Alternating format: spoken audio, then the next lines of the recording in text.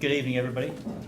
I put this hat up here just to remind colleagues of mine, because there's yes, as you can tell, there's a certain relationship between those of us in roads policing, as we like to call ourselves now, traffic as it used to be, and the rest of the organisation. In fact, the rest of policing generally, really.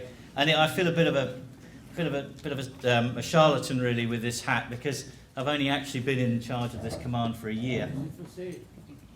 I haven't actually been able to find out what it's for, to be honest.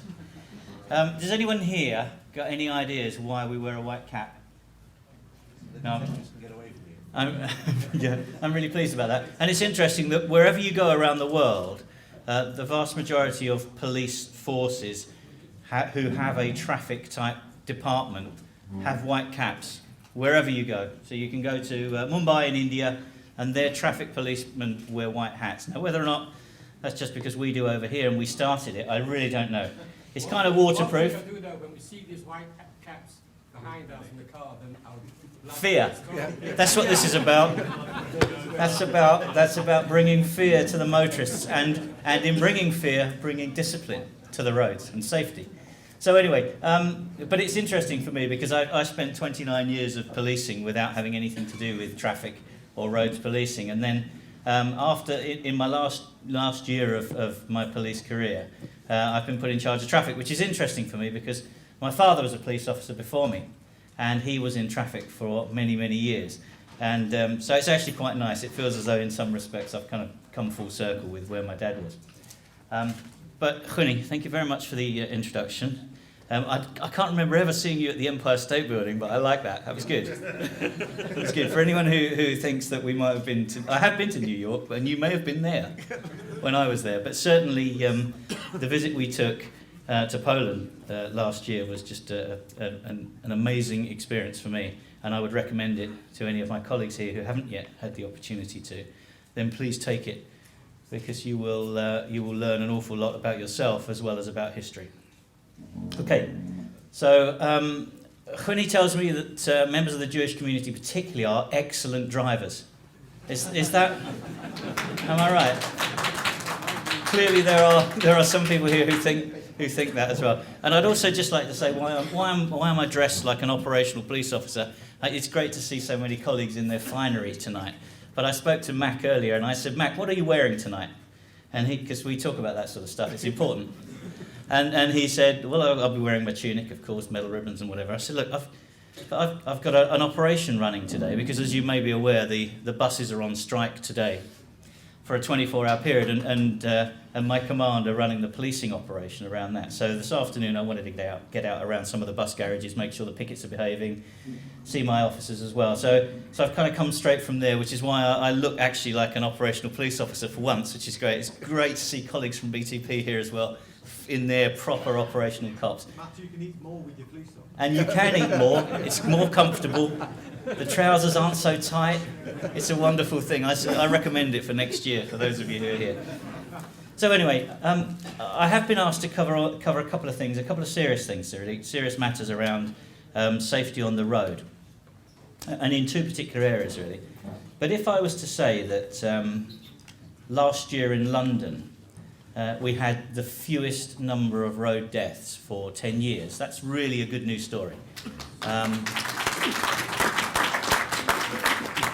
Because every death on the road is a massive tragedy for those involved, the families, and also for the people who are quite often the cause of that death. But what is really impacted on me over the course of the last month is we have had 20 deaths on our road in London in January. And because they don't always make the press, I think sometimes people forget just how important it is to do some pretty basic stuff when we're in charge of what can be pretty lethal devices in our vehicles. So the first thing I've been asked to touch on is seatbelts. Who wears their seatbelt when they're driving? Who wears it all the time? There's a couple of reluctant hands going up over there. There is only one answer. Okay, well, I'm reliably informed that it's not always common practice for people to do that. Okay, I suppose the question to be asked is why would you not use a simple device that could probably save your life? And that whole seatbelt wearing piece just is a habitual behaviour. I get in my car and I always put my seatbelt on immediately, and I know if I haven't. It's not something I would ever not do before I could drive off. Also because I've got this really kinky handbrake release thing. Has anyone got one of those in their cars? Automatic handbrake release. Doesn't work unless you've got your seatbelt on, which is a really good thing because it makes you put your seatbelt on. We should have a show of hands around different cars because there's some blank looks in this. You need to get yourself into the 21st century and get something a bit newer. Or am I just got too much money? But yeah, okay. All right, forget that. I have got an old car and it's hopeless, but I just remember to do it. But it's interesting and it's important to remember that if your car's travelling at 30 miles an hour, because obviously that's what you'd be driving in a 30 mile an hour zone, why would you be going any faster? And if it comes to what you've got to remember is you're also travelling at 30 miles an hour. And so if your vehicle comes to a pretty rapid halt, you don't. You're still travelling at 30 miles an hour. And so if you're not restrained by your seatbelt, you're going to hit the first thing in front of you at 30 miles an hour. And that's invariably the steering wheel, and then the windscreen, and then probably the end of the bonnet. So it's really important to remember that. You don't stop at the same time as your car unless you're strapped in. So I think it's important to remember that. Second thing, it's important to remember that whoever's in the car sitting behind you is doing exactly the same thing. And so when your car stops suddenly, they don't. And they will hit you if you're driving, or whoever's in the passenger seat in the front, at that same speed. And lots of people who are killed or seriously injured in vehicle accidents are killed or seriously injured because the person sitting behind them who hasn't got their seatbelt on comes forward and hits them. So it's just worth thinking about that. And it's worth just becoming a habit forming around getting in and putting your seatbelts on. What do the statistics say? The statistics say if you're in a crash and you're not wearing your seatbelt, you are twice as likely to die as if you were wearing it. And invariably, it's because younger people who are more likely to have accidents, more likely to be driving too fast, they are also the ones who are more likely not to be wearing seatbelts. And we all know that in our culture, our young people look up to us as an example. And so the behaviour we set for them is the behaviours they follow. So it's not only about ourselves here in this room, it's also about those people who are learning from us. God, that was a bit serious, wasn't it, that? But it is important. It's a really important piece to remember. The other bit I just want to talk about, just for 2 seconds really, is about the use of mobile phones.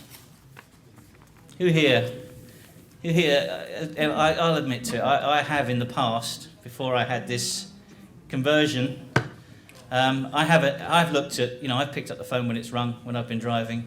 Normally I'm on call. Is it a call about something that's going on at work? I'm sure we have all, at some stage, answered a call, looked at a text, done something that we shouldn't have around mobile phones.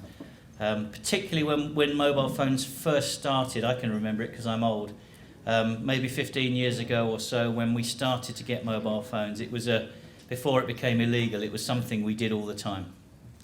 And you'll be aware that some legislation was subsequently passed, which meant that it became illegal to use a mobile device.